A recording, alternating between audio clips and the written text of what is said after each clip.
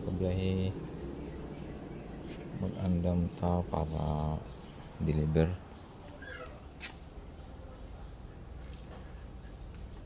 Ito din ang lock sa IPB. Ano ang sulod sa IPB.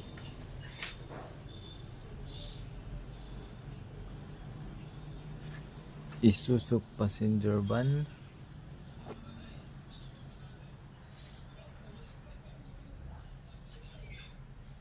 Nasa aircon, pwede pang pasahero, pero kitang tangan lang ni og bangko diri sa kilid. Bangko diha, bangko diri.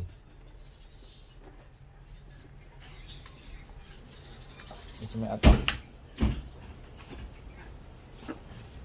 Meron na po ng GNS niya dyan. Ay, naglagay ka dito? Sinula. Sayang. Yung isa. Pwede. Ano si Timbro, alis na mamaya eh. Hindi mo na to. Ano?